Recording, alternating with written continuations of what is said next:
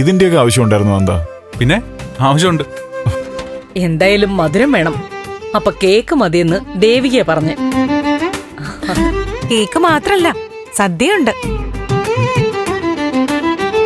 പിന്നെ 2 കൂട്ടം പായസം ഉണ്ട്. ആഹാ, അപ്പൊ ഒരു സംഭവമാക്കാൻ തന്നെ തീരുമാനിച്ചു അല്ലേ?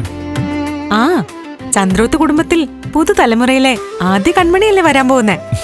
അപ്പോ അതിന്റെ ഒരു ഗമയിൽ തന്നെ ആയിക്കോട്ടെ. വാ, വന്നേ, ഇവിടെ നിൽക്ക്. ആ, നിങ്ങൾ രണ്ടുപേരും കൂടി ഐശ്വര്യമായിട്ട് കേക്ക് മുറിക്കേ.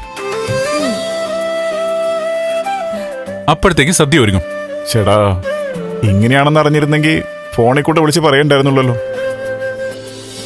ഇങ്ങനെ ഒരു ആഘോഷമൊന്നും വേണ്ടായിരുന്നു. ഇത് നിങ്ങളുടെ സന്തോഷത്തിനല്ല, ഇത് ഞങ്ങൾക്കൊന്ന് ആഘോഷിക്കാനാ. ആ അതെ, ഇനി ഗിരീഷേട്ടന്റെ രചന ചേച്ചി കൂടെ കേക്ക് കട്ട് ചെയ്തേ.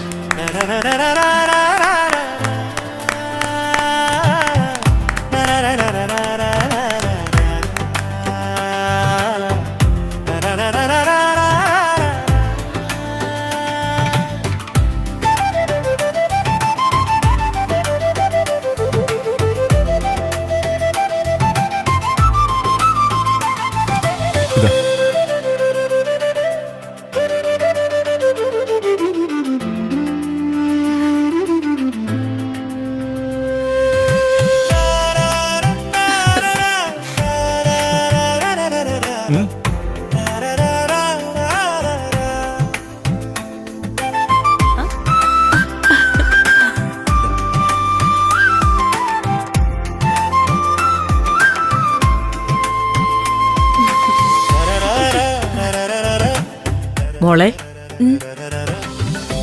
ഇനി 3 മാസം വളരെ ശ്രദ്ധിക്കണം. അധികം ജോലിയൊന്നും ചെയ്യരുത്. എന്റെ മാഡം, അത് അടുത്ത 3 മാസത്തേക്കല്ല, കല്യാണം കഴിച്ച് വന്നത് മുതൽ അതങ്ങനെ തന്നെ. ജോലിയൊന്നും എടുക്കുന്നില്ല, അതുകൊണ്ട് ആ പേടി വേണ്ട. ഗിരി, ഞാൻ അത്യാവശ്യം ജോലിയൊക്കെ ചെയ്യാനാ. അയ്യോ, ഞാനൊരു കോമഡി പറഞ്ഞതാ. രജനി ചേച്ചി എപ്പോഴും സന്തോഷമായിട്ടിരിക്കണം കേട്ടോ. അതും അങ്ങനെ തന്നെ അല്ല രജനി?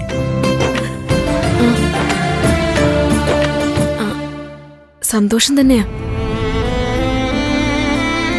അതെ, ഞാനൊരു കാര്യം പറഞ്ഞ ആർക്കും വിഷമം തോന്നരുത്.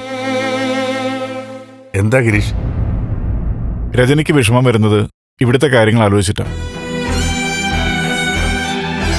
അതുകൊണ്ട് ഇവിടെ ഹാപ്പി ആയിരിക്കണം, എന്നാലേ അവിടെ സന്തോഷത്തോടെ ഇരിക്കാൻ സാധിക്കൂ.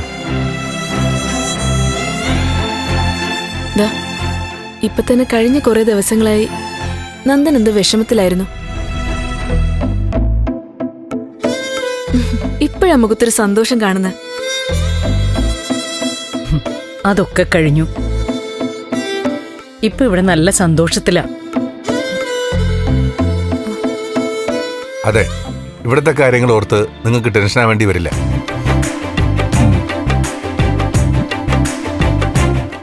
ഞാനെന്ന് അടുക്കളയിലേക്ക് ചെല്ലട്ടെ. സദ്യയുടെ കാര്യങ്ങളൊക്കെ നോക്കണം.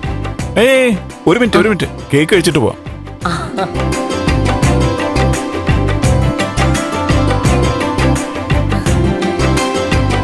ദേവിക, എടുത്തു കൊടുക്കും.